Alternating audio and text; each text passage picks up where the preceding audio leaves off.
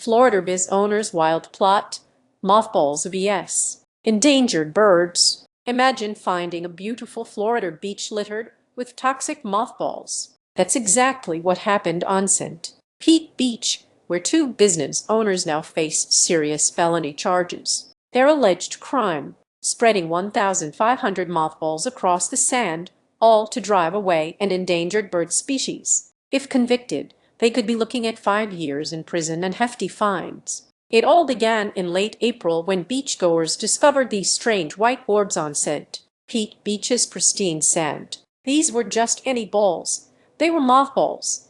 1,000 of them initially, then another 500 appeared overnight. Wildlife officials from the Florida Fish and Wildlife Conservation Commission, or FWC, and bird-loving volunteers from the Audubon Society quickly mobilized, realizing this was no accident. These pesticide-laden mothballs were strategically placed right where endangered black skimmers were trying to establish their nesting colony. This wasn't just a danger to the birds, but to other wildlife and even children. It quickly became clear this was a deliberate attack, prompting a full-scale investigation. The community was outraged. Public outcry surged as investigators worked tirelessly, serving search warrants, sifting through mountains of data, and eventually seizing cell phones to uncover who was behind this bizarre plot. Their detective work led them to Christopher Monroe, owner of Chris's Beachside Bar, and Robert C. Zisbazan, owner of the Plaza Beach Hotel.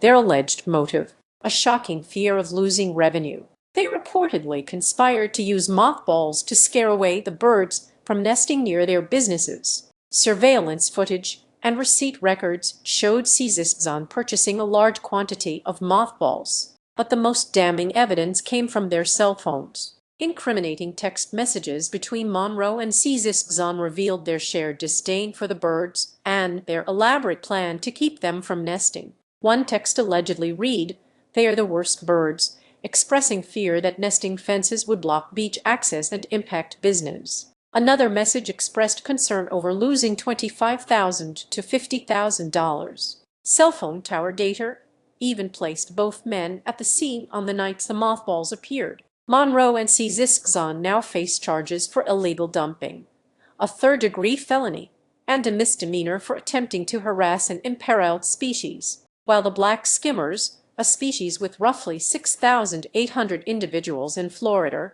were likely not physically harmed by the mothball's toxic vapors. Their nesting was delayed. This delay is critical, pushing back the fledging period for their young and making them vulnerable to late-season hurricanes. Mothballs, as experts confirm, are pesticides, and their improper use is a serious legal offense, posing risks to both wildlife and humans. Both men are currently out on bond as this shocking case unfolds, reminding us of the delicate balance between business interests and wildlife protection on Florida's cherished beaches.